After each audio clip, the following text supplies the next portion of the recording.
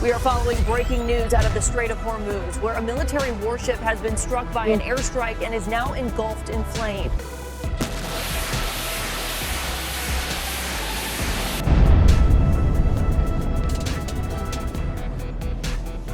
The stillness of the Arabian Sea was a stark contrast to the chaos that was about to unfold. It was 6:45 a.m., and aboard the USS Abraham Lincoln, the air was thick with anticipation. The sun had barely risen, casting a soft orange glow over the calm waters as the final preparations for one of the most critical strikes of the year were underway. Hundreds of crew members, clad in their bright yellow and red uniforms, moved swiftly across the flight deck. The rumble of engines revving, the clang of metal, and the soft hum of aircraft systems dominated the atmosphere. On the flight deck, F/A-18 Super Hornets lined up, their engines already warmed, ready for action.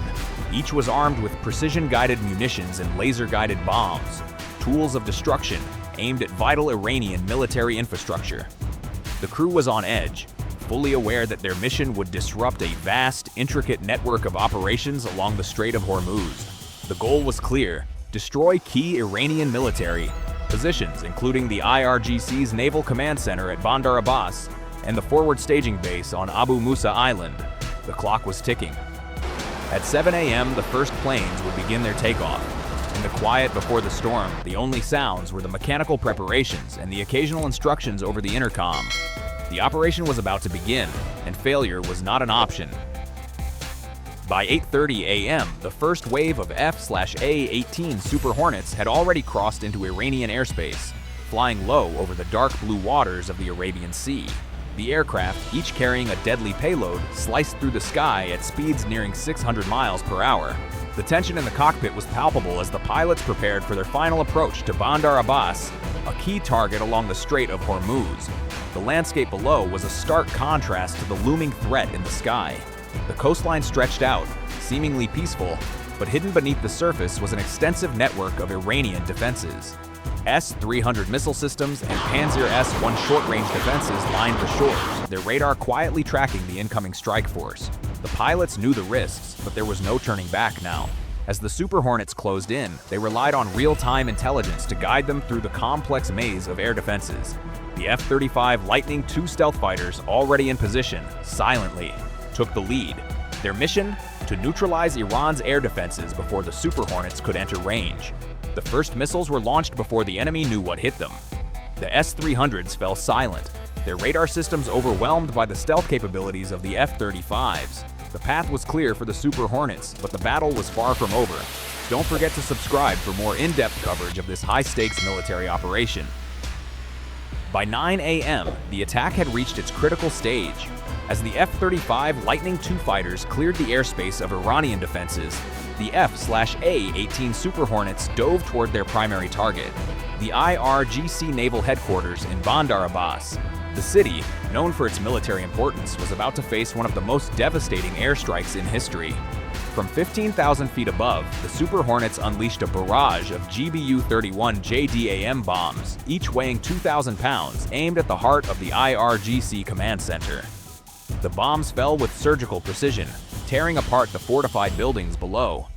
Explosions lit up the sky as the first wave of destruction began. But the mission wasn't over. As the dust settled, other Super Hornets took aim at the nearby naval docks where IRGC fast attack boats had been loading mines just hours earlier. A quick, calculated strike using GBU-12 and GBU-24. Laser-guided bombs devastated the docks, sinking multiple boats before they could even launch. Meanwhile, Tomahawk cruise missiles fired from destroyers offshore streaked across the sky, targeting underground bunkers and ammunition depots buried deep within the city. The attack was relentless. Within minutes, Bandar Abbas had been crippled, and the IRGC's ability to control the Strait of Hormuz had been shattered. If you want to stay updated on more high-octane military operations like this, don't forget to hit that subscribe button. By 9:45 a.m., the focus shifted to the small yet strategically vital Abu Musa Island, nestled in the heart of the Strait of Hormuz.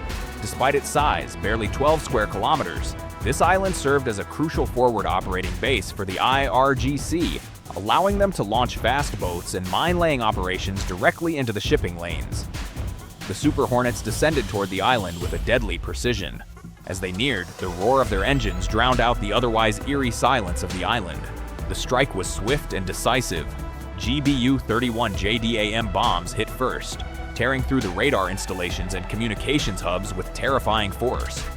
In seconds, the strategic infrastructure that had supported IRGC operations in the region was reduced to rubble. Anti-ship missile launchers, hidden beneath camouflage nets, were obliterated by the Super Hornets' guided bombs before they had a chance to fire a single round. The island's defenses crumbled under the relentless assault. As explosions echoed across the island, Tomahawk cruise missiles from the destroyers off the coast continued to hammer deeper, hitting bunkers and ammunition storage facilities buried beneath the island's surface. In just under 30 minutes, Abu Musa had been reduced to a smoldering wasteland, its military assets completely wiped out. The IRGC's foothold in the Strait of Hormuz had been shattered. For more breaking updates and tactical insights, make sure to subscribe to our channel. By 10:30 a.m., the mission was all but complete. The once imposing Iranian defenses at Bandar Abbas and Abu Musa Island had been obliterated. The sky above the Strait of Hormuz, which had only moments ago been filled with the roar of warplanes, was now eerily quiet. The destruction was thorough. Critical naval facilities, radar systems, and military assets were all reduced to rubble in a matter of hours. As the Super Hornets and F-35s turned toward the sea, the pilots allowed themselves a brief moment of relief. The harrowing mission had been a success, but it wasn't over yet. The long journey back to the USS Abraham Lincoln lay ahead. The aircrafts, though battered by the intensity of the operation, had completed their deadly tasks.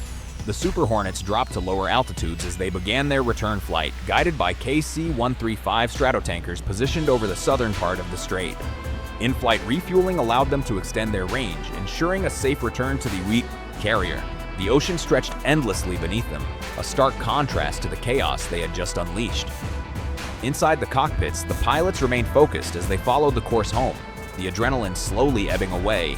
The mission had not only crippled the IRGC's command structure, but it also sent a powerful message. The balance of power in the region had shifted. For more coverage on high-stakes military operations, make sure to subscribe and stay tuned for more.